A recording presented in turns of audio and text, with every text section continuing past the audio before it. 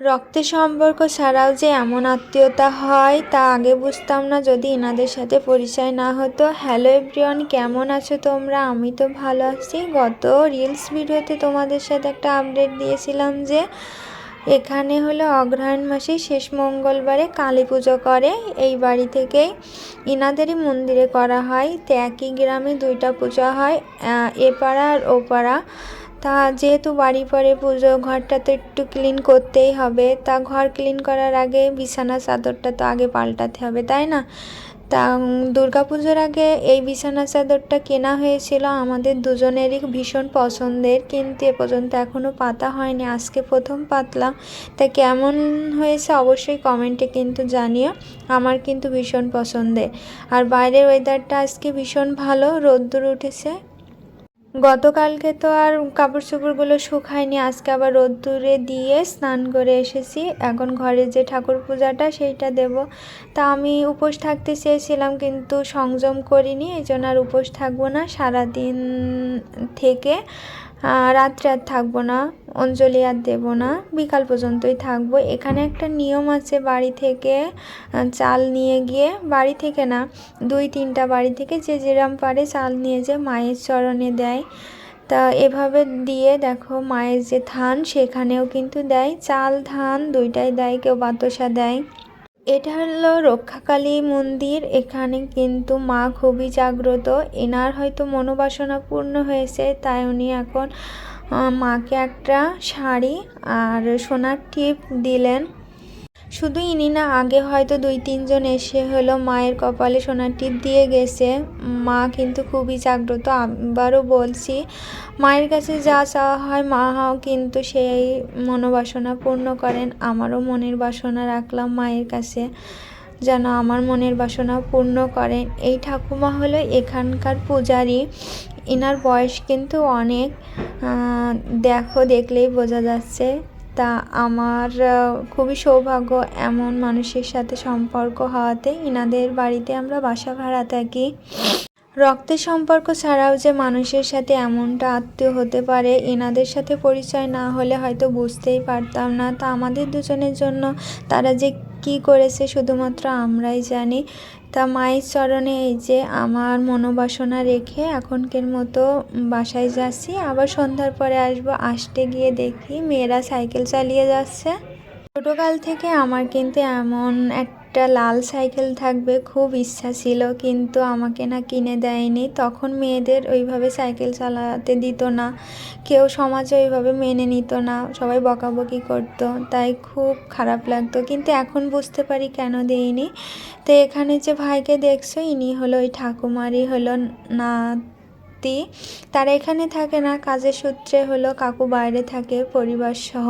পূজার সময়তেই আসে, কাকুর ছুটি কম, এই জন্য পূজাতে আসেই বেশি।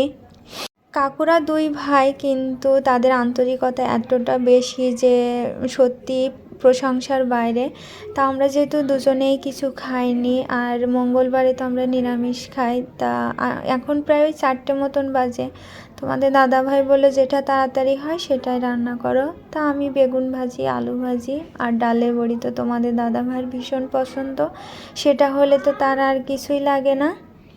তাই তাড়াতাড়ি করে আমি ডালের বড়িটা ভাজতে গিয়ে পুড়িয়ে ফেলেছি। তা তোমাদের দাদাভাই রান্না নিয়ে ওইভাবে কিছু বলে না। তা আমি ডালের বড়ি তুলে বেগুনগুলো তেলে দিয়ে দিয়েছি, লাল লাল করে বেগুন ভাজিগুলো করে নিলাম। তা শীতের সময় বেগুন ভাজি খেতে কিন্তু ভীষণ ভালো লাগে। আর আলু ভাজির কথা কি বলবো, দুইটাই আমার ভীষণ পছন্দ। খাওয়া দাওয়া শেষ করে এখন এই যে বাইরে একটু বসেছিলাম, সবাই কাজে ব্যস্ত। আর তুলসী গাছের সামনে দেখো চালগুলো রেখে দিয়েছি, এখান থেকে সবাই নিয়ে যায় মন্দিরে দিচ্ছিল। তা সবাই কাজে ব্যস্ত থাকাতে আর এখানে হলো একটা কড়াই দেখছো, লোহার কড়াই বড় একটা, এরকম 2-3টা কড়াই আবারও নিয়ে আসবে। আগামীকাল কাকুরা হলো খেতে দেয়, প্রায় 600-700 লোক এরকম খেতে দেয়। 2 রকম ডাল, 2 রকম সবজি, আরও অনেক কিছু থাকে, দই মিষ্টি। তা আমাকে বললো এখানকার কাপড় চোপড়গুলো সরাই নিতে, এখনও শুকায়নি। তারপরেও যেহেতু বারবার লোকজন আসা যাওয়া করছে, এই জন্য আমি তাড়াতাড়ি তুলে নিলাম। এই দেখো সেই বড় কড়াই, আরও একটা নিয়ে আসলো। এর আগে দই মিষ্টি দুইটাই নিয়ে এসে এই জন্য আমাকে বললো যে কাপড় চোপড়গুলো তুলে নিতে, তো আমি আবার সেগুলো তুলে আর সন্ধ্যার আগে হলো দেখো তাঁত হয়ে বড় মামি আর ভাই এসেছে।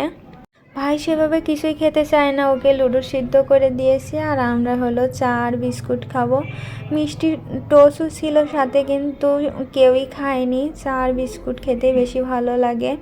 তা আমরা সবাই এই যে খাচ্ছিলাম, তা আমি খাচ্ছিলাম, বললাম আমাকে একটু ভিডিও করে দাও, তা তোমাদের দাদাভাই আমাকে একটু ভিডিও করে দিল, তাকেও একটু বিস্কুট খাইয়ে দিলাম। তা আমরা এই যে এইভাবেই সন্ধ্যাটা পার করলাম। কেউ আসলে না সত্যি ভীষণ ভালো লাগে। খাওয়া দাওয়া শেষ করে আমরা এখন এই যে পুজো দেখতে যাব, আর একটা মন্দিরে যে পুজো হচ্ছে সেখানেই যাব। তাই এই শাড়িটা পরে আমাকে কেমন লাগছে অবশ্যই কিন্তু কমেন্টে জানিও, আর আমার সাথে মামি আর তাথইকে ভাইকে কেমন লাগছে জানিও। আর তোমাদের দাদাভাইকে তো সেভাবে ভিডিওতে দেখা যায় না, সে ওইভাবে ভিডিওতে আসতে চায় কিন্তু নেওয়া হয় না।